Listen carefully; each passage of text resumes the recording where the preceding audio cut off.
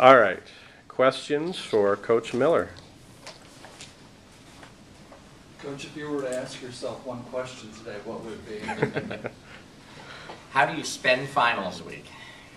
That would be the question I'd ask myself. But we are in finals week, getting through that stretch of 4 games in 9 days. So we've given the kids 2 days off per NCAA rules. When you don't take a day off, you have to give 2 days off another week. So we're off the first couple days. Hopefully they're all getting off to a great start in finals.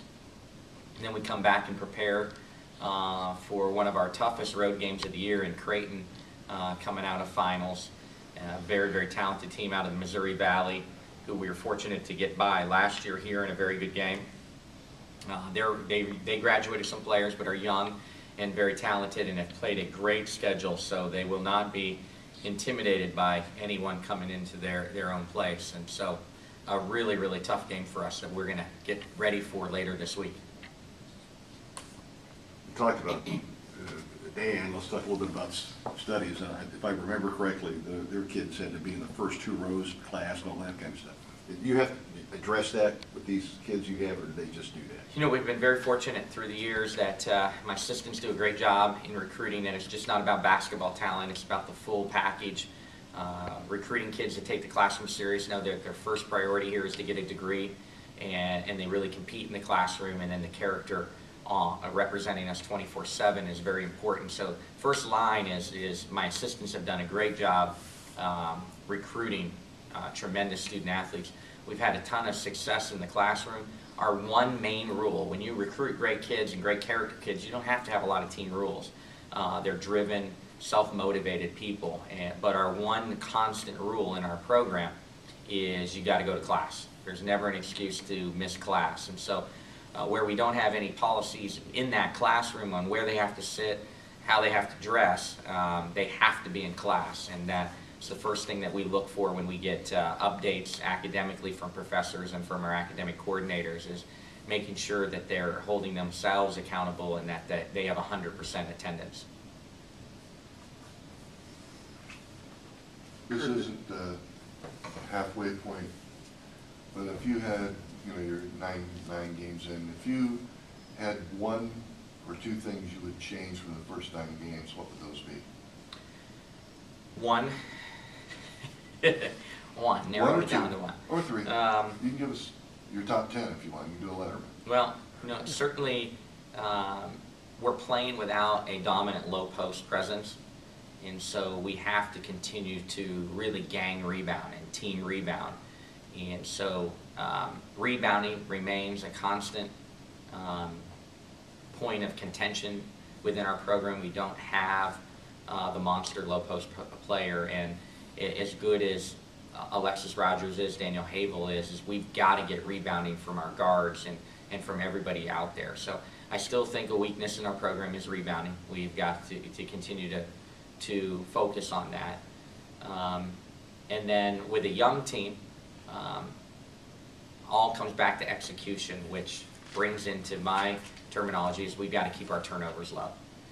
We've got to execute and run plays with the timing and the precision that we need.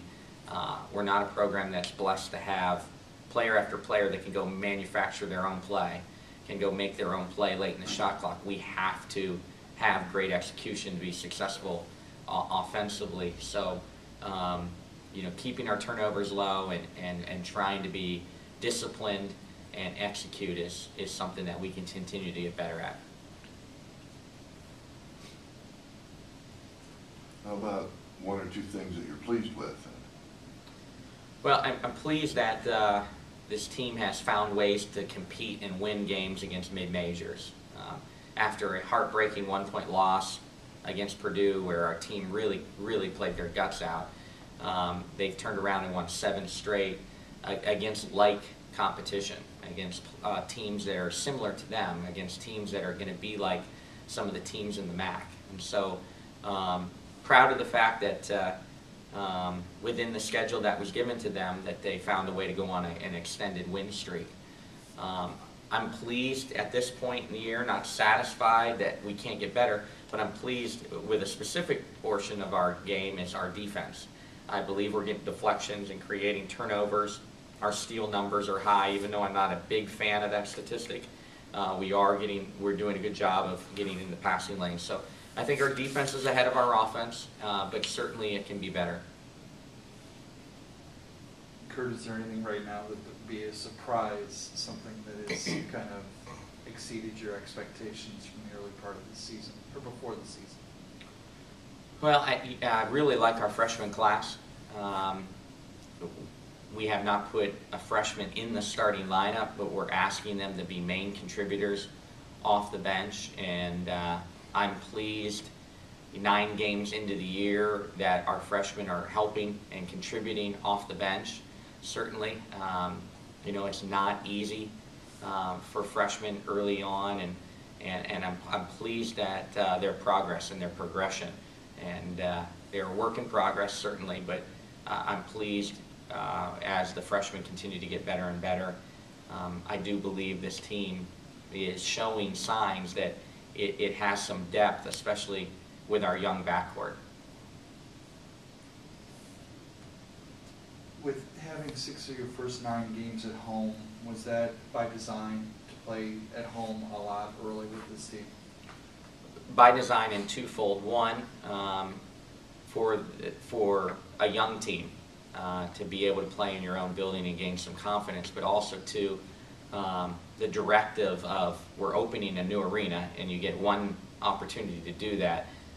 If there's ever a year to try to get home games, this is the year. So certainly by design, and there was two folds. We wanted to take advantage of our home crowd and home environment for a young team, but also we wanted to play in this wonderful building as much as possible. So we've spent some guarantee money to bring teams in. We paid a guarantee to bring Jacksonville in. We'll pay a guarantee to bring an NAIA school in, so we have an extra home game. And again, this schedule reflects the most non-conference home games, or ties it. Mike might be able to answer it the correct way, but I believe it matches the most amount of home non-conference games that this program's ever had.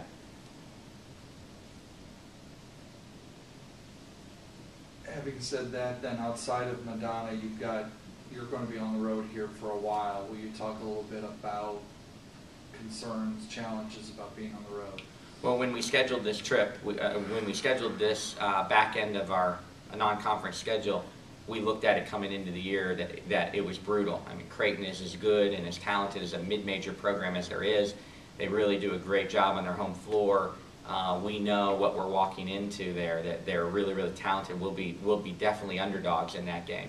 And then the Wyoming-Colorado State trip, two historically talented Mountain West Conference teams, taking a team playing at altitude.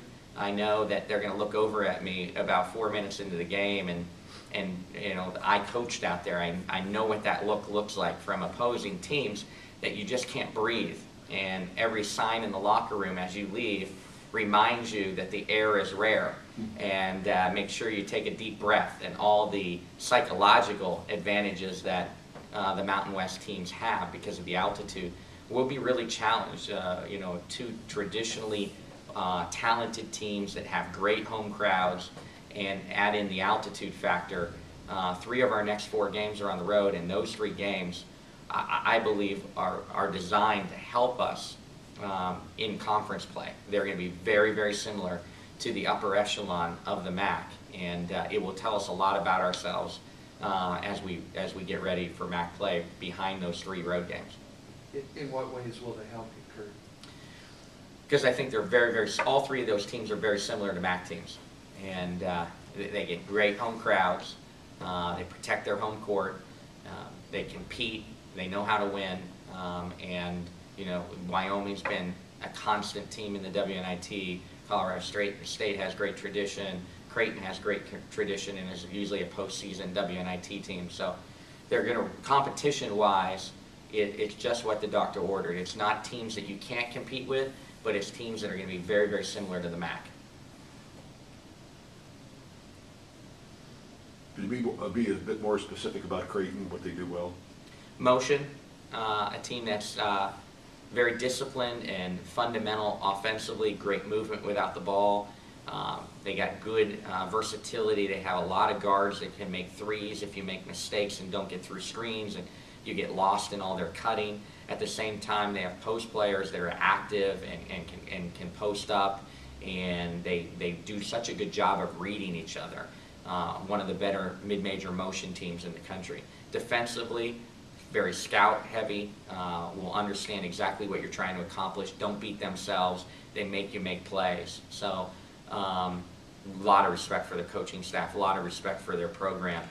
Their schedule up until this point is BCS school after BCS school after BCS school, and they're not afraid to play anyone, and you know, they'll be very much have been tested already when we walk in there. They have a specific player or two that will need to be contained, or? Well, I love their whole team, but Trix is their point guard, coming back from a knee injury, but as good a mid-major point guard, would be an upper echelon point guard in the MAC. Is a tough matchup for us. Is a big, rangy point guard with good size and length.